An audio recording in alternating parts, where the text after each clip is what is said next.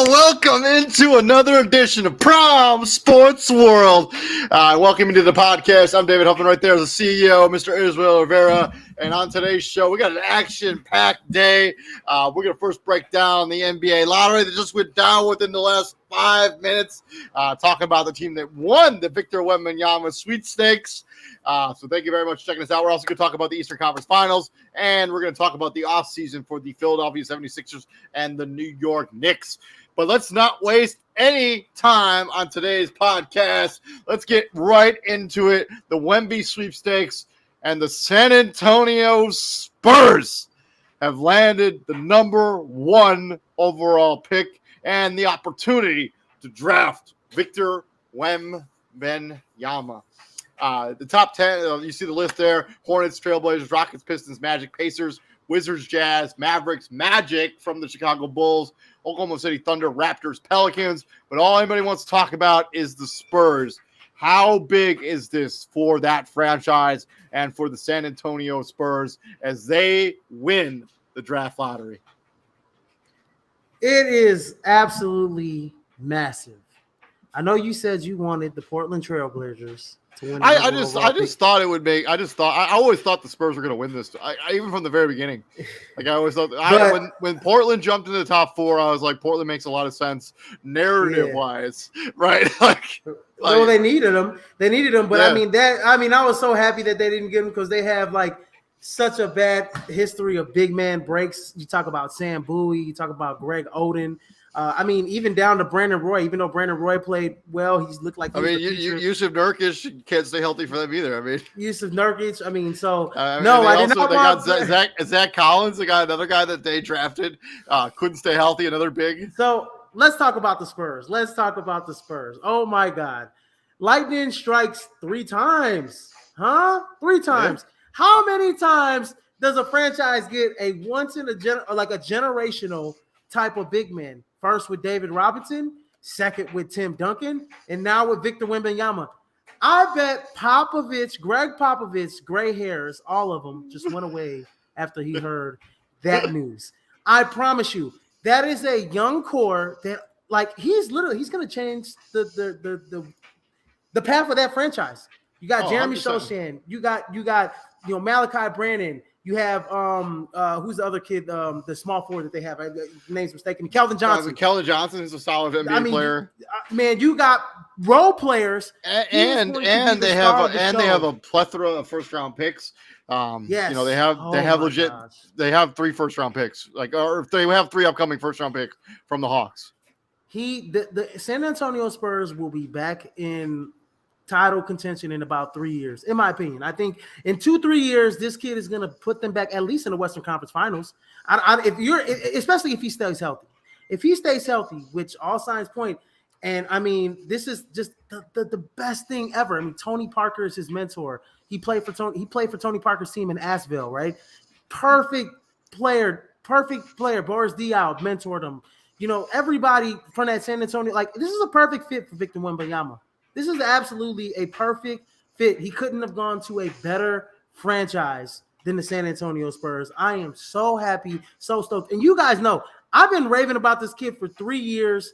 I know he's been on NBA radars, but I was talking about this kid when he was 16 years old. And I'm glad that he is about to just be the number 1 overall pick. The other great thing about this, so he's going to San Antonio, so he doesn't have to go to a market like Houston or New York or Chicago, where that pressure of being in that big time city may be overwhelming for a guy who's coming over from overseas. San Antonio, you get to grow, and they've already shown that they can grow international prospects. Manu Ginobili, Hall of Famer. Tony Parker, Hall of Famer. Thiago Splitter came over from Spain. When they drafted him, he's not a Hall of Famer, but he had a productive NBA career. Yes, and he was on their coaching staff for a little while, and he's an assistant head coach, well regarded among the league. So even though he got fired, but yes, that is the perfect franchise for Victor Wembanyama. Now, when I look at the other 2 guys, Brandon Miller's going to the Hornets. They don't need a point guard. They have LaMelo Ball. They don't need the Trailblazers. I don't know. I don't even. Depending on what they do with Damian Lillard, if they trade Damian Lillard, they trade Damian Lillard, then they're drafting Scoot Henderson. But I think Scoot should not fall down past 4. He'll definitely go to the Rockets. He shouldn't fall past down 4. But they'd be stupid to not draft him. The Trailblazers. I don't think he goes number 2 to the Hornets. Goes number 3 to the Blazers. They figure out what they're going to do. I think they go in a whole different direction. They trade Damian Lillard for draft capital and assets. Maybe he goes. They let Jeremy Grant walk this offseason. Jeremy Grant walk. They just kind of tank a little bit. Let Scoot run the show with Anthony Simons. Just kind of go young and just kind of build like the Oklahoma City Thunder do. But I'm excited for the Spurs and the Hornets. I mean, they're gonna get two great players. The top five. I think honestly, even the Thompson twins. You're getting two guys that can facilitate, two guys that can score. I think Amon's more of a facilitator. Osser's more of the scorer, the deep threat scorer, deep 3-level scorer. But both of them are excellent prospects. And then you got Cam Whitmore that's kind of on the outside looking in. Jarris Walker. Cam Whitmore be perfect on the Magic of the Pacers. So, I mean, I'm excited for the NBA draft coming up, but the Spurs just landed Victor Wembanyama. This is the perfect fit for this kid. Oh, my gosh. I am so happy he didn't go to any other team but the San Antonio Spurs. I was hoping for this. I think this is the best system for him, the best culture for him to go to. I think culture of winning. Obviously the Spurs haven't been all that good the last few years, but it's still that you got Tim Duncan can be his mentor. He can learn how to be a pro from Tim Duncan, who's still involved in the front office in the franchise, and you learn from the best coach in the NBA, Greg Popovich, who probably will put off his retirement because I thought for sure he was going to retire given all these guys. Like he's probably going to. Greg Popovich got this number 1 overall pick and said, "Oh yeah, I'm coaching for another 5 to 7 years." Yeah, I agree. Maybe at least 5, at most 5, because I think he's like, okay, I got a 5-year window. By year 1, this kid's probably going to average 20 and 7 or whatever. Year 2, he should be an all-star. Maybe by year 1, he's an all-star. We don't know. But by year 3, I should have a legit Western Conference Final contender.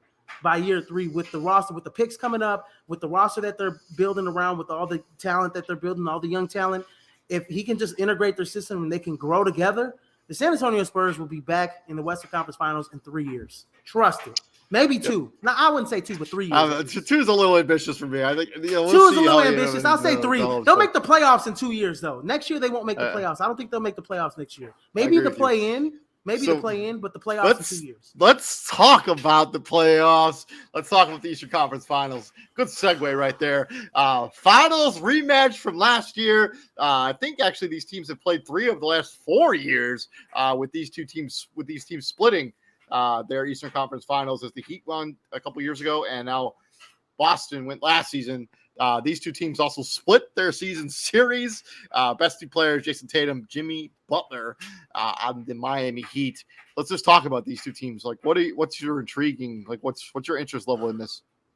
This is a rivalry in the Eastern Conference Finals, in my opinion. In the Eastern Conference, in my opinion, these 2 teams have clashed three out of the last 4 years. Yep. Last year they went 7 games in the Eastern Conference Finals. That was a close as hell matchup. In my opinion, I think the Heat, they're going to get back Tyler Hero at some point in this series. They should get back Tyler Hero. Yeah, he's ruled out 4 to 6 weeks. He injured exactly 4.5 weeks ago when the season started. Yeah, so he should at least be back by game 3, at least game 2, game 2, game 3, maybe just depending on how the series goes. But I just think that I just think right now, Jason Tatum on another level, especially the last 2 games, he's starting to really get on another level, especially that last game. Oh yeah, I think over the last 47 minutes that he played against Philadelphia, I think he scored like 70 points. And Jimmy Butler's been on a whole different level in these playoffs. He's got a little bit more rest to kind of rest that ankle that he hurt in the New York series.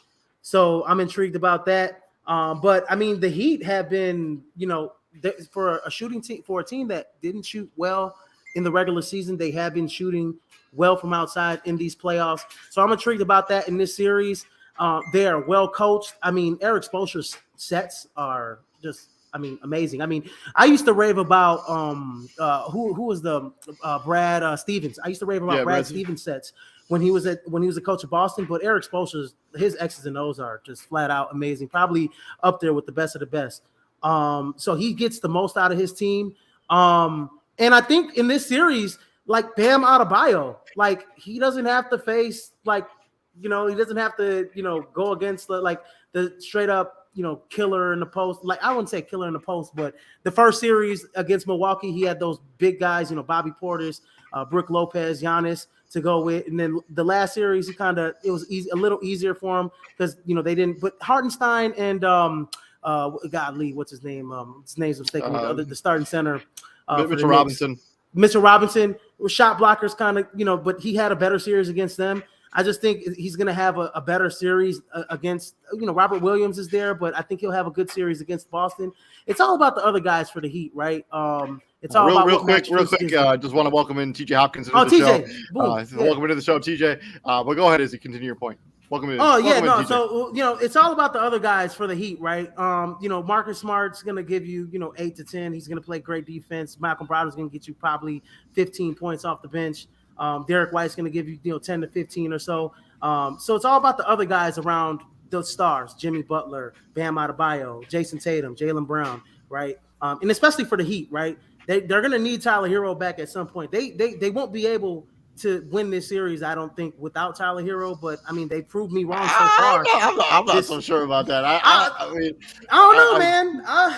Because this team has because the Heat have become an absolute menace on the defensive side of the basketball. Yes, that's why we all want to talk about how well they've been shooting the basketball, which it's been a little bit of an anomaly from what they've been this regular season, but they've been a lockdown defensive basketball team who stifled Milwaukee and they stifled the New York Knicks. And that's their identity. Gabe Vincent has been absolutely great. That's Kyle Lowry too. That's not hard to do. Yeah, it's not hard to do. True, but still. Welcome to the show, TJ. Like you look at the two teams that they quote unquote stifled. Okay, Milwaukee was without their best player, and when he came back, you could clearly see that he wasn't the Giannis that we're all used to. Hurt that back. His back. Yeah. With the Knicks, I'm dealing with some type of back ailment right now, so I can only imagine him. And you are not a pro athlete. Like exactly. hey, he might. You don't know. No, stop it. And with the Knicks, it's so easy to shut the Knicks down, right? Like that, shutting them down offensively is. I mean, we always get on tips. If he could shut down Jalen Brunson against the New York Knicks, they literally had no answers whatsoever. Nobody else could really be. Should have been R.J. Barrett. Should have been Jerome Randall. And we saw that in Game 6, right? We saw that in Game 6. Jalen Brunson going off for 41, and everybody else is pretty much going along for the ride. I mean, R.J. Barrett was like 1 for 13 in that game. Which is why folks are calling for Julius Randle to get traded now. That and Izzy, you shared some stuff to the group chat, like saying like get out of here with that. But we'll talk about the next year. We'll talk about the next year in a minute. But this matchup here, I don't see the only advantage I really give the Heat is the coaching, right? Eric Spoelstra he's gonna have to outcoach Joe Mazzulla. Talent-wise, Boston has this top to bottom. Yeah, and see, Jaylen Brown is better than literally everybody else. Go ahead. See, my thing is that this is where Jimmy has to be literally the best player on the floor on both and he within both teams. If he is the best player on the court, I think that he have a legit chance. I think this series goes 7 again, and it's just starting to be a rivalry, TJ. In my opinion, I mean, this is starting to be a rivalry. I think these two teams don't like each other. That they've been going tip for tat in the playoffs the last 4 years. Hell's back to when LeBron was on the Miami Heat. I mean, he had to go through Boston to get there. I mean, this is a Boston team that's been in the Eastern Conference Finals like 5 times under this current iteration. These teams for sure don't like each other. Let's talk about X factors. X factors for Boston. X factors for Miami. Go ahead, TJ. Oh, if he's not my X factor. Go ahead. No, go ahead. My X factor would have to be Jason Tatum has to get off the better starts. Like he can't start games 0 for 10, 1 for 15. He can't do that. That can't happen. He has to come out swinging and he has to come out aggressive. I think for me, it could be easier for me. It could be easy for me to talk about the stars because obviously Jimmy Butler is going to be an X factor. Obviously Jalen, but I think for the Heat, it's got to be Bam Adebayo. He's got to be special in this series. If Jimmy's got to be the number 1 player on the court, he's got to be the number 2 best player on the court. He's got to be better than Jaylen Brown, right? Jaylen Brown can't be the number 2 best player, and Jason Tatum can't be the number 1 best player on the court. For the Celtics, I think it's just the other guys, right? I think the X factor is Derek White. What you gonna get out of Derek White? What you gonna get out of Malcolm Brogdon? What you gonna get out of Marcus Smart? Right, 3 guards. I think because you know what you're gonna get out of Tatum. You know, even though TJ said, first half of the of games he's been kind of not great, and then he's come on the last 2 games of that series in Philly. Jaylen Brown's has been consistent in my opinion, averaging 20 plus in the last series. He's gonna average 20 plus in this series. But Bam Adebayo and the rest of those guys on the Celtics, those other 3 guards, I think are my X factor. I'll go for Miami Heat a little bit under the radar X factor. I think Duncan Robinson, actually has to be the X factor for the Miami Heat. He kind of, was the guy who got left on the bench, and then Tyler Hero, gets hurt, and Duncan Robinson has to play meaningful minutes in both of those last 2 series, and the guy's been shooting it pretty well. Definitely earning that $18 million paycheck that was just riding the pine. Duncan Robinson, his value coming off the bench and just being that spot-up shooter, that's going to be valuable in this series against the Boston Celtics. On the Boston Celtics side, I'm going to go Robert Williams III. I think his defensive side on Bam Adebayo is going to be extremely valuable in this series. I'll go Robert Williams III as the X factor for the Celtics. Because I think you're going to, I think you know what you're going to get out of their starting lineup and out of Al Horford. I think that's my X factor for the Celtics. I mean, Al Horford. His shooting was abysmal against the 76ers. But he was so good defensively, it made up for it, right? Yeah, but for the Heat, I think it's the others. My only concern is how long do you think Jimmy Butler can keep this up? We asked the same question against for the Suns, and it's eventually they're going to hit a wall. Right, eventually it's just gonna be. I don't think Jimmy Butler's built like most people. I just don't. He just doesn't. That story that Jeff Teague told. I mean, that just epitomizes the kind of guy Jimmy Butler's super ultra competitive. He's gonna take this series personal. I get that, but at the same time, bro, how seriously you can only keep this up for so long? The wall is undefeated. The wall is undefeated, right? Father time, I ain't talking about Father Time. The wall, that, you got it rolling, and all of a sudden you just boom, you just stop. We literally just saw with Devin Booker. He was playing out of his mind against the Clippers, and then he goes against Denver, and then what happened? Game 5, wall. Game 6, done. You saw it. I just think both of these teams are so familiar with each other, man, that they know what each other is going to bring to the table, right? And so I think whoever like David said, or like TJ, like you said, I'm sorry, whoever has the X's and O's, who can really execute good game plans against each other, especially Spo. I personally love the Heat. Just because of the fact that I think the series is going to be close, and they're the best team in close games in the regular season, right? When it comes to execution, so I think coaching is definitely another X factor. I think what you're going to get out of Bam Adebayo, Jimmy Butler, and Jason Tatum, and Jaylen Brown. Which of those other guys are going to show up from a night-to-night base? I think it's got to be a different guy every night. I don't think you can consist on one guy. I think one night it's going to have to be White, and it's going to have to be Marcus Smart. So we'll see what ends up happening. Let's talk about if Boston wins the series. If Boston wins this series, honestly, I'm going to say this: Boston wins this series if Jason Tatum is absolutely special.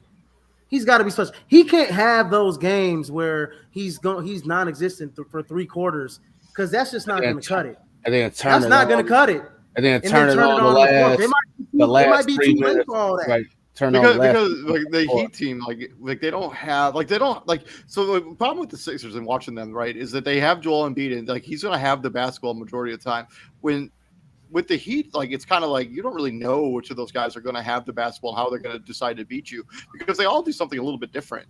And I think you can't just hone in on one guy. If Jason Tatum has a struggle where in Game 6, that game they'll lose by 30. Yeah. Oh, absolutely. Absolutely, they lose by 30 in this series. He's got to be consistent. To answer your question, Boston Celtics win this series if the others hit their shots. Marcus Smart, Derek White, That's Malcolm true. Brogdon, Al Horford. They got to hit their shots. Especially Al Horford. I mean, he's big. Especially he's a Like bro, point like per game guy right now. his 3 point percentage dropped like 10% in that series against the Sixers. Like he shot like 40 some percent all season. He went all the way down to like 30, 31. This is like what? I'll agree with Izzy. I think in order for Boston to win, Jason Tatum needs to be the best player of this series every single night. Heat, on the other hand, they win the series if. I'm actually gonna go with the others others. gotta There hit you go. The other guys, Max Strus, They Duncan got to hit Robinson, their shots. Kyle Lowry got it. You They got to can- keep the shooting up. You You cannot let Jimmy. You can't let this be the Jimmy Butler show. You can't be like. I remember how once used to tease Michael Jordan when they used to lose to the Pistons. It was Jordan and the Jordan heirs. You can't be Jimmy Butler and the Butlers. Like you gotta help him. And Bam, I understand. Like you get this. Like Dave, you talking about we understand what we getting out of Bam. I need more than 15 and 9 out of Bam, bro. Bam got to. Hey, he got to join the 2010 club. Like What? I'm gonna say this too about the Heat. The unforgotten guys, the two veterans that have the most championship experience. That's Kevin Love and Kyle Lowry. I think both of those guys, if they can make those championship type of plays that sometimes don't end up in the box score, like they have a great shot.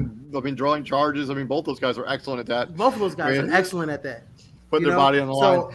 No, I'm looking for that veteran leadership.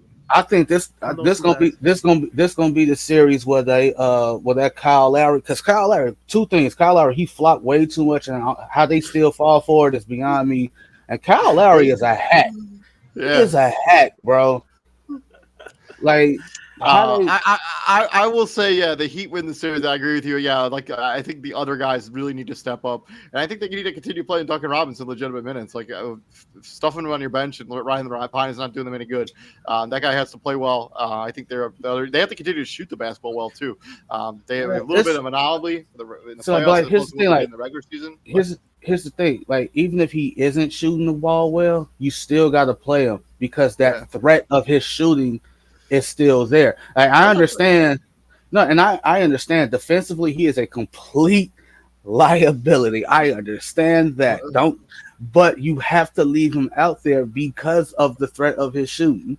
And I mentioned like shooters like Duncan Robinson, all he takes is one.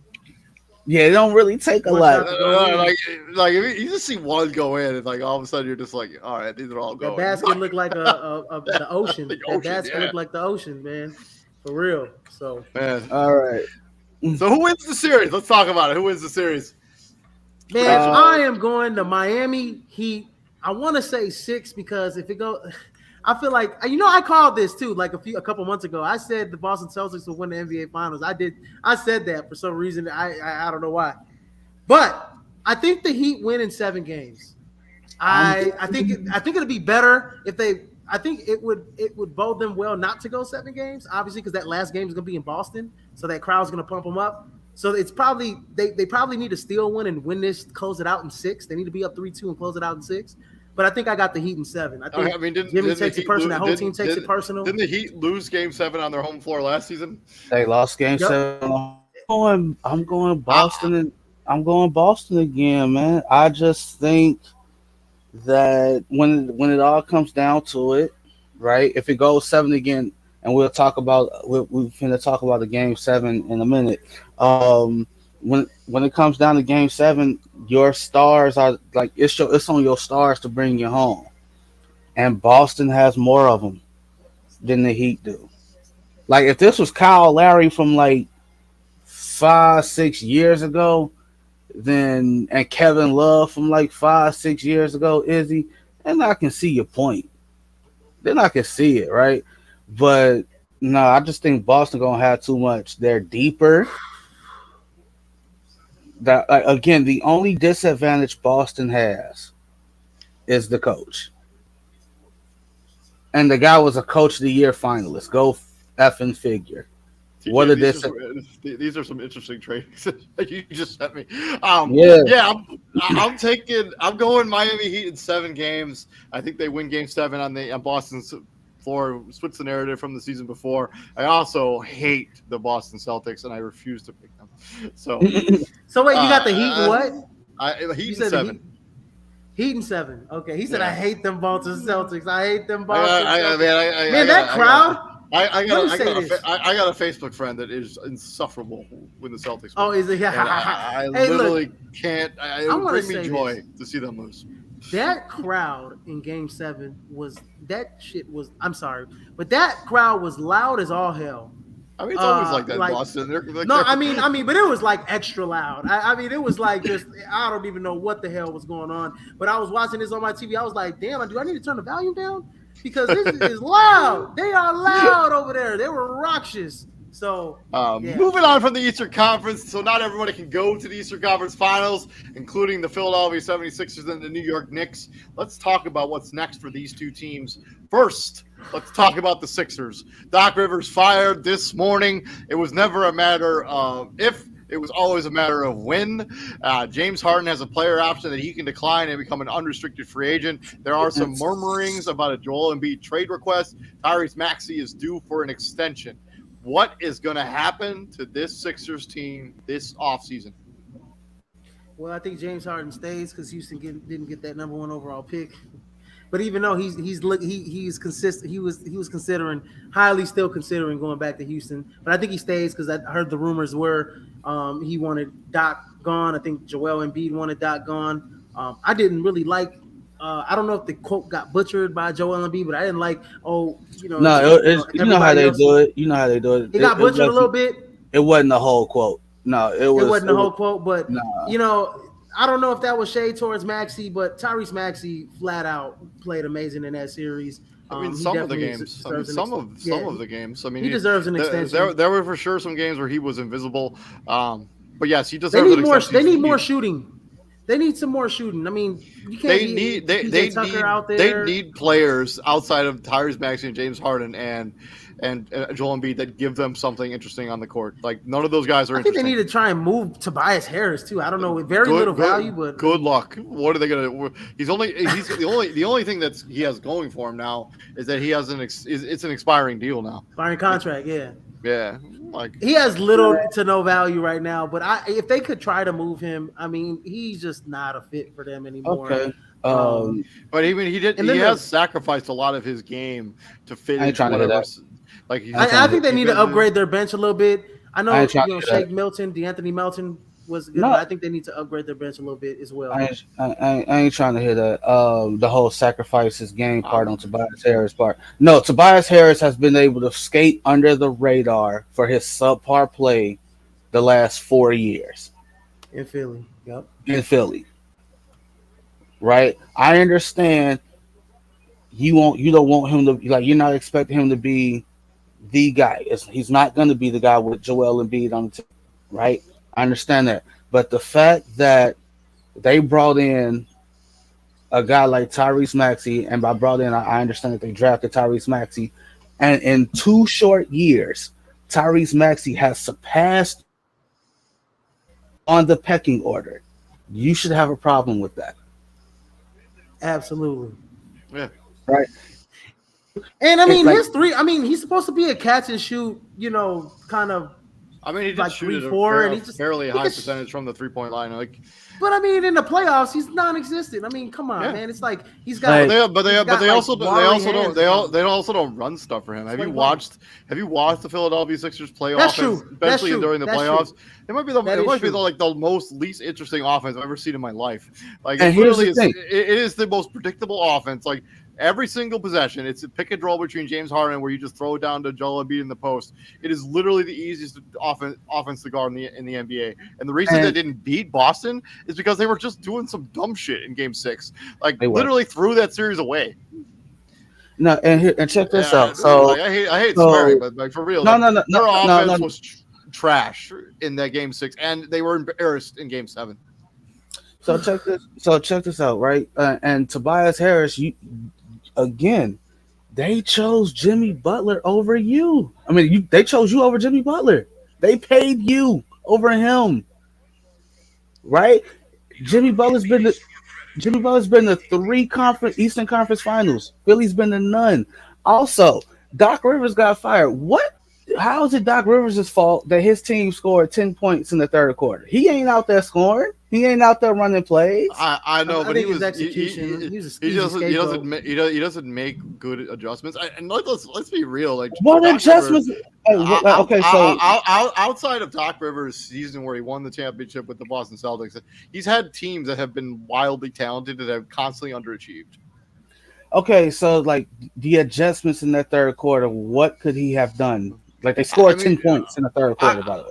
I mean, not necessarily in that game, but in Game 6, I mean, you wish you could have done something besides the same play over and over and over again, like something. And maybe that's what I don't know. I think there was always going to be a scapegoat whenever a team that like is this good on paper doesn't live up to his expectations. It's not going to be Joel Embiid.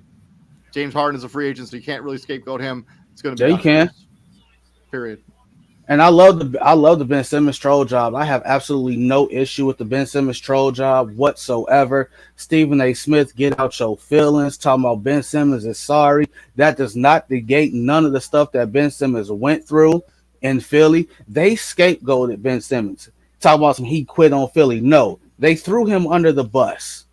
They blamed him for the sole reason as to why they lost against Atlanta. Now he's at home. They got blown out by 30. That's basically him saying, who you gonna blame now? Because you can't blame me because I ain't there.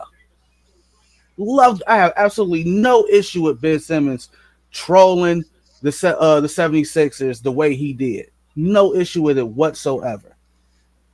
But I think the Ben Simmons would have meant more if he was like, productive even a little I don't care. Don't care. But outside of the James Harden decision, they don't have a lot of roster decisions. Like they're probably going to be bringing back a similar roster next year. But I mean, PJ Tucker out there just getting cardio, as CJ likes to joke about. Like Good they cardio. brought him in. They brought him in as like a guy that was going to be like a difference maker. Like I never understood. Like PJ Tucker is going to be a difference. Like he's a solid defender, but he gives you nothing on offense. I like so y'all know I listen to Undisputed at work. Skip Bayless is talking about some everywhere PJ Tucker goes, good things happen. Like where? He's only won one championship. I mean, when he went to Houston, he was part of that collapse in Houston. I mean, what good things happened in Houston under PJ? What good thing happened in Miami? What, like, seriously, the only good thing that PJ Tucker was a part of. I mean, he went to that Bucks team, and they probably would have won the title without him anyways. Even though he was very essential defensively during that series.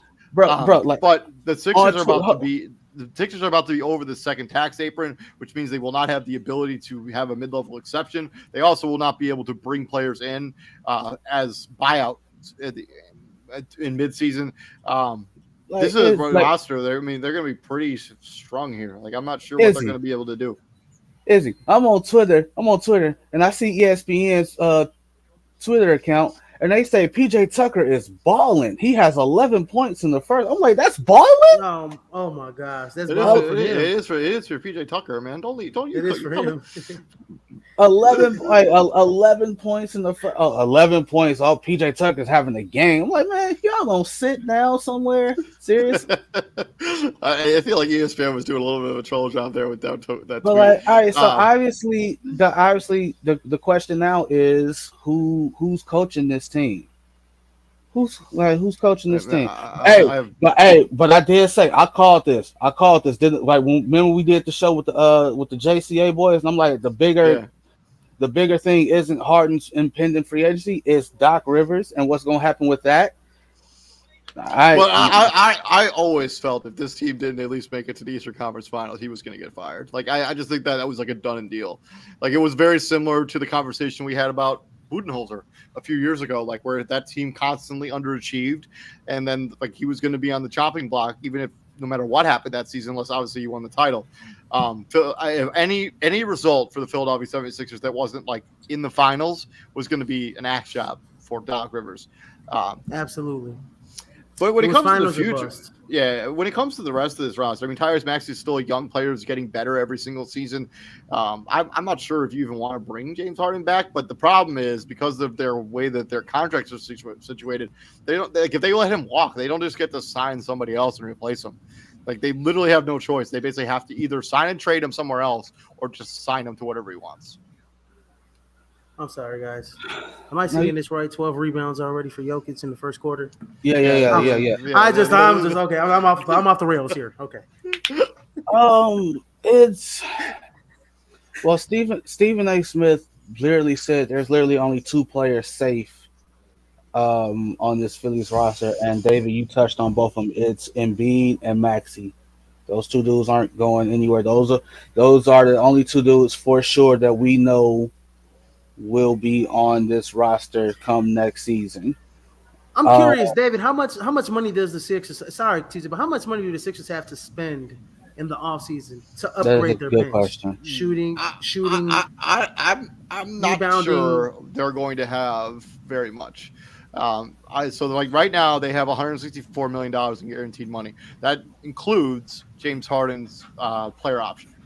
So if he declines that, the salary cap will probably be like in the $130 million range, give or take. Which means wait, so they lose money? They lose money if he declines the option? No. So they're already over the salary cap. So like you're able to go over the salary cap to bring back your own guys, right? Bring back your own guys, right. So they get bird rights over guys. So like the salary cap will probably be like around the $130 million range, which means if Harden does decline his thing, they'll have probably like $1 million of free cap space. They will have their mid-level. They will have their trade exception, whatever that other number is. They'll have those two mini contracts, but they will not have enough money to bring in anyone outside of that. Significance, basically. And if they bring James Harden back under like a $40 million a year contract, we talk about 4 years or so, they will not even have their mid-level. They'll just have whatever that guaranteed minimum contract is for this offseason. Damn. So they're outside of bringing back their own, like drafting their own, like re-signing their own draft pick. I don't even know if they have a pick in this year's draft. Yeah, they're strapped. Yeah, so damn. So I think we'll be interested to see what happens with the Celtics as we talk about them in the future. Let's talk about the other team that got bounced in the Eastern Conference semis, the New York Knicks. Jalen Brunson, really good season. Probably should have been all NBA selection. His rise to stardom. Question about should have been an all-star. The question is really, what do you do with Julius Randle and RJ Barrett? Both of them have underachieved. They potentially have 4 first-round picks this year. I think because of protections on them, they will not convey any of them this season, but they are valuable trade chips. Let's talk about off-season priorities. And another question that I've seen bouncing around the internet, are the Knicks technically still ahead of schedule? Like, did anybody think that the Knicks would be like in a second-round playoff series this year, like based on just bringing in Jalen Brunson as their only major change? Are the Knicks ahead of schedule? That's an interesting question because I ain't gonna say they're ahead of schedule. I think they're back on schedule because you went first round 2 years ago. You were terrible last year, and now you went second round. Right? I just think it was a better, more favorable matchup for you against the Cavs. Terrible match. So I just think I think they're back on schedule. I don't know what their schedule is. We got on tips for there was like 2 games this series where Quentin Grimes and Jalen Brunson didn't. They played all 48 minutes, right? Yeah. So Tom Thibodeau way, baby. That is a Tom Thibodeau move, bro. So game five, Brunson played all 48 minutes. When he sat down in game 6, the first time he sat down, that was like, this is Jalen Brunson's first time this is like Jalen Brunson's first time sitting down in like basically an hour of gameplay, basically. Not to mention his handling of Julius Randle in the Cavs series when they were up big, and Julius Randle ended up messing up. Damn near like decapitated his foot. And I think you can make the argument that injury for Julius Randle really hampered him the rest of the playoffs. Like, he gets injured in a meaningless regular season game, and then he gets injured in a meaningless playoff game where they were up by a pretty sizable margin. And basically he was never the same guy in that Heat series. And then I think they also have a big problem with RJ Barrett. I mean, you draft him 3 overall. You basically refuse to trade him for Donovan Mitchell, and then you extend him, and basically he's been pretty mediocre. Basically as a member of this team. I mean, he's not a great defender, as people thought. He's not a great shooter. He has moments where he looks the part, right? There are moments of that, but it's not consistent enough for somebody who was the 3rd overall pick and a guy who's going to be making $25 million and up the next handful. He's of years. He's very Andrew Wiggins. Like in Minnesota, just doesn't put up high value scoring like Andrew Wiggins did. He's right? wildly inefficient. I mean. Like Andrew Wiggins was putting up 20 in his sleep in Minnesota, and it was high value, right? It's until he went to the Warriors is where you really saw his defensive. But we all saw his potential, but it's really where you saw like how potentially good he can be on a winning team in a winning culture. RJ Barrett is it's kind of like that, except he's just a tier under in terms of talent wise. For the Knicks, I think they do trade Julius Randle. Dave, I think he had a lot of value. He had one of his best seasons this year in the regular season. I think he does have that value. I think if you could bring in another guard, I don't know about Damian Lillard, but if you could bring in another high quality guard to pair up with Jalen Brunson. So TJ actually sent me a couple of different trade requests. I'm gonna try to download them and put them into part of this graphic, but you don't have to just read them off. Just read them off. So the first one is really, really compelling. It's involving the Portland Trailblazers and the New York Knicks. In this trade, the Knicks are going to receive Damian Lillard, that 2023 first-round pick that the Blazers in the top 3. Or top 4, whatever it happens to be. If the Blazers will get Julius Randle, RJ Barrett, the Knicks 2024 first, Milwaukee 2025, and 2027 of the Knicks for Damian Lillard. Who do you think says no? I don't think the Blazers. No. I don't think the Blazers would make this trade. Especially now that we know that this Blazer pick is in the top 3. It's top 2. So like maybe top 4, I think, right? Isn't top 4? It's the third pick. It's the third pick in the first draft. It's third pick, yeah. I just don't think the Blazers are going to trade that pick away along with Damian Lillard to get back Julius Randle, RJ Barrett, and 3 first-round picks, especially one of them. And also, they kind of have a guy like Julius Randle, right? And Jeremy Grant. Well, I think those guys, like Julius Randle, would just be a guy that's just on the roster. Like the Blazers would make this as tear it down entirely. Like they'd look to flip both of those guys before either of them either play for them. Right. And then he's got a couple other picks. I think the trade that I think are even more interesting. This one between the Blazers, the Knicks, and the Timberwolves is interesting, but I can't imagine that the Timberwolves will let this player go for this. So the Knicks get Kyle Anderson and Karl-Anthony Towns. I imagine Kyle Anderson just to make the money work. And the Timberwolves receive Julius Randle and RJ Barrett. There would have to be at least the Knicks say no. This would have to be a couple. No, the way the Knicks would run to they'd be like, yeah, done. No, I mean, because you think. Yeah, I mean, if they don't think of a single first round pick, getting Kyle Anderson. Kyle Anderson's a bench player. I mean, who cares? I mean, you get Karl-Anthony Towns. He's immediately an upgrade over Julius Randle or RJ Barrett. Imagine how that's true. He doesn't have to play the 5 either. I mean, if Jalen Brunson and Karl-Anthony Towns playing together with each other, I think that would be really interesting. And you don't have to give up a single first round pick to get this trade done. Yeah. If I'm the Knicks, I'm like, yeah, let's go. Let's do it. Right. And then the final one is an extensive one. The Knicks get Bradley Beal and the very disappointing NBA player in Corey Kispert, which Izzy did predict when they first took him. The Wizards get Julius Randle, RJ Barrett, and 3 first-round picks, all of them from the Knicks, including the 2024 first, which is next year's. I'll do that in a heartbeat. If I'm the Knicks, I'm doing that in a heartbeat. I would do this too if I was.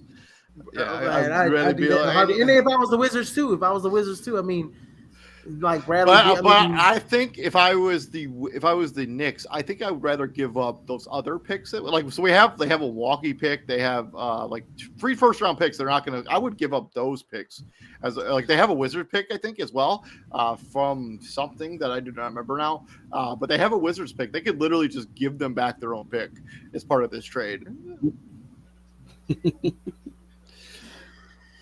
Man, I mean, Bradley Beal is Bradley Beal, man. I mean, that is a certified bucket. I also really like the idea of Jalen Brunson and Bradley Beal on the same team. I think that could be super interesting. Man, I mean, that's a certified slam dunk. I mean, if they could get Bradley Beal, that puts them over the top, in my opinion. More realistically, so what do you think their offseason priorities should be? Should trading Julius Randle be one of their major offseason priorities? They Like are getting value for AJ Barrett? One or the other. Yeah, one or the other. They are 100% having that conversation. I also wouldn't be surprised if they gave Tibbs his walking papers too, because I'm serious. Like I wouldn't be shocked either. Because of all the coaches that are out there that are like offensively, gifted. And let's be honest. If Jimmy Butler doesn't roll his ankle in game 1, this is the way the Heat played. This is a sweep, because it took the Knicks all they could to avoid going down 2-0 in the first place. Man, right? Let's not act like they blew them out in game 2. Like, no, that went down to the wire. And another thing is the Knicks are going to have to probably give an extension to Emmanuel quickly this offseason. I don't necessarily think, like, he's probably going to be making $20 million a year next season, like with an extension. Man, they got to keep developing him. Quentin Grimes, they got something in Quentin Grimes. He's a defensive guy. They got to develop literally everybody. Like Miles Obi Toppin, Miles McBride looked lost out there. Yeah, Miles McBride. Yeah, I mean, he's got a team option for next season. I imagine the Knicks will decline. Quentin Grimes has. I don't think those vets will be there, like Derrick Rose and Evan Fournier. Evan Fournier is still under contract for 2 more years.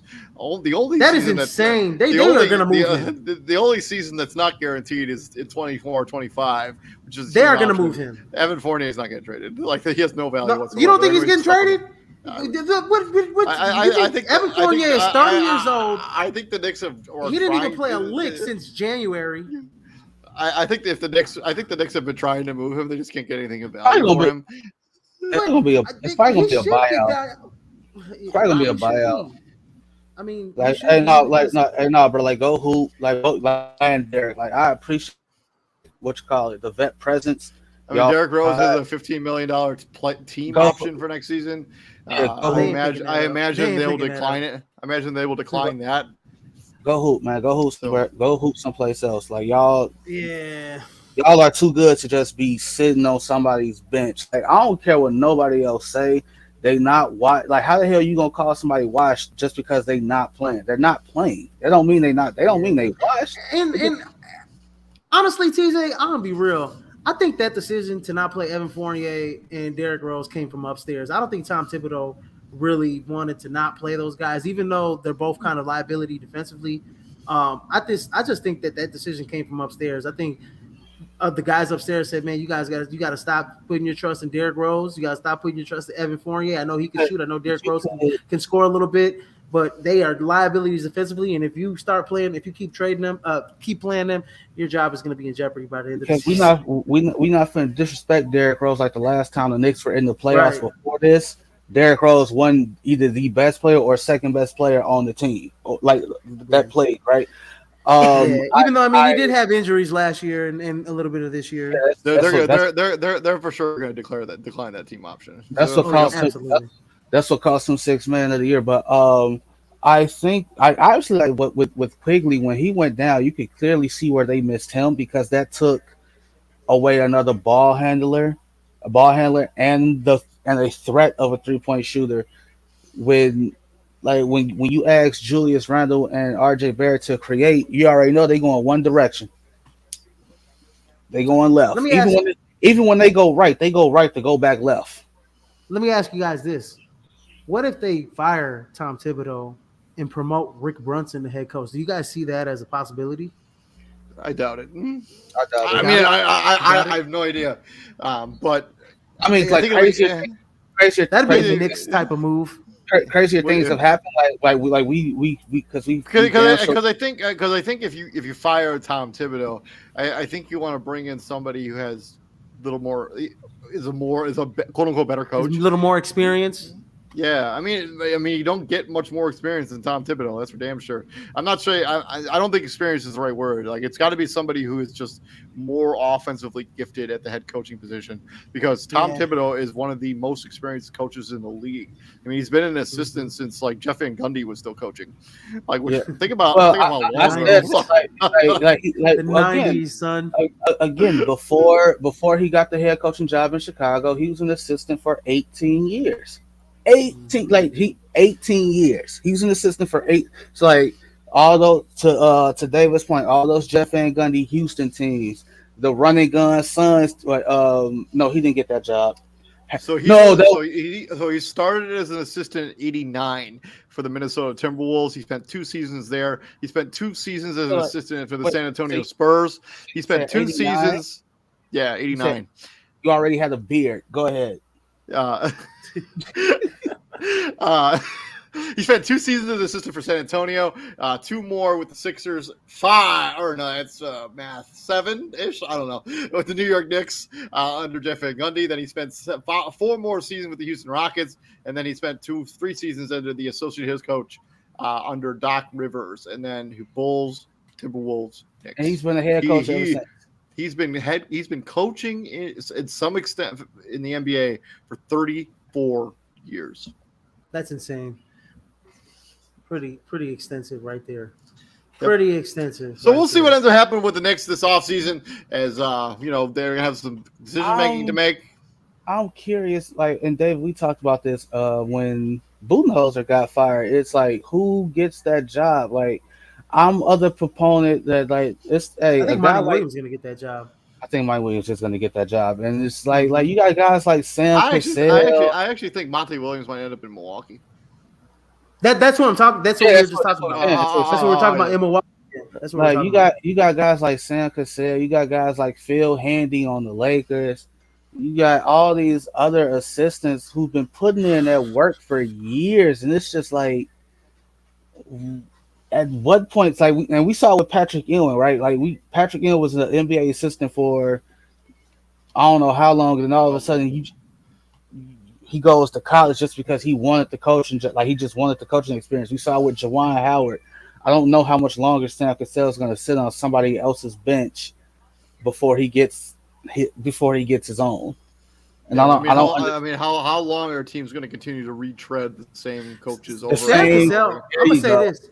Sam Cassell is an excellent development coach for young guys. So, for a young team like Houston or something, well, I know Ime Udoka, but the Detroit Pistons, Sam Cassell would be perfect kind of for that job. He's really good at developing. Funny you should mention Udoka. Do you think Udoka's kind of kicking himself for taking that Houston job? Oh yeah, absolutely. No. He's pissed. You saw that. You saw what he did. When he got he get the top. It's not even before the lottery didn't work out in his favor.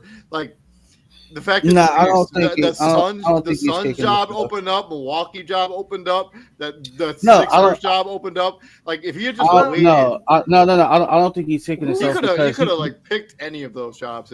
Here's the thing: we weren't expecting those jobs to be open. Yeah, true. Wasn't Udoka gonna take the Nets job or something like that, then backed out of it? Well, that was always just reporting, and I think it was just lazy. Reporting? I think it was just lazy journalism by the people. Lazy journalism. Sports. Yeah. Because I swear, I feel like there was a head coach one time that took a job and then backed out of it and then took another job. So I don't, he signed a contract already, but yeah. I feel